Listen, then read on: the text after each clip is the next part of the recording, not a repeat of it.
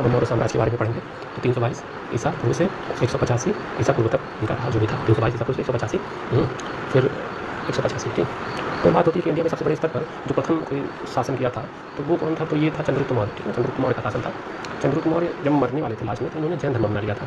और इनका मृत्यु कैसे हुआ, जैसे जैन धर्म होता है कि उपवास करके लोग अपना उनका अंतिम समय उपवास करते हैं, उसी वजह से मृत्यु हो जाती है। तो इनका उपवास की वजह से इनका मृत्यु हुआ किस जगह, श्रवणबेल गोला पर जो जगह थी वहाँ पर इनकी मृत्यु हुई। अब चंद्रगुप्त मौर्य का ही नाम जो था सेंट्रोकोट्स था। ठीक है ना, ये विलियम जोन्स ने नाम दिया था।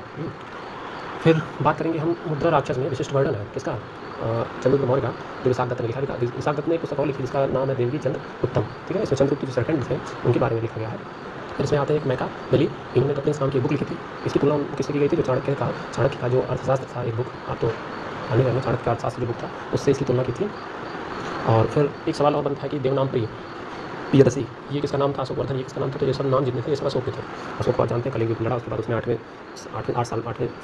साल में वो अपना अभिषेक किया। तो अशोक किसका पुत्र था, अशोक पुत्र था बिंदुसार का, और बिंदुसार के पिताजी कौन थे, चंद्रगुप्त मौर्य। यानी कि 1 2 3 ये तीसरी पीढ़ी थी इसकी। और बिंदुसार का ही नाम था अमित्रघात। ठीक है, इसको भी समझ दीजिएगा। यानी अशोक के बाबा थे चंद्रगुप्त मौर्य। और अशोक के समकालीन में जो एक कौन था, तो तुर्बा नाम का इजिप्ट का वो मिस्र साइड का शासक था। और जो एक राजा थे मिस्र के, उनका नाम शायद अलेक्जेंडर था, वो भी समकालीन थे। अब बात आते हैं सांची का स्तूप कौन बनवाया, अशोक। सारनाथ का स्तंभ कौन बनवाया, अशोक। मेगस्थनीज जो था ये चंद्रगुप्त मौर्य के दरबार में रहता था।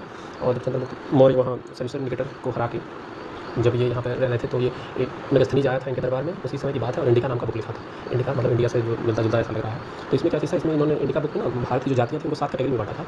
अब वो कैटेगरी क्या है इसको डिटेल में बाद में पढ़ेंगे। जहाज, और इस इंडिका बुक में जहाज निर्माण के बारे में, नाविक का जो नाव चलाने का जो रास्ता है, उस चीज़ इसके बारे में उसने इंडिका में लिखा था। और ये जो देवनाम प्रिय वाला ये उपाधि मिला था अशोक को, सेम ऐसी उपाधि बात एक लोग और मिली थी बाद में, वो दशरथ को मिली थी। ठीक है, ये भी आप देखिएगा।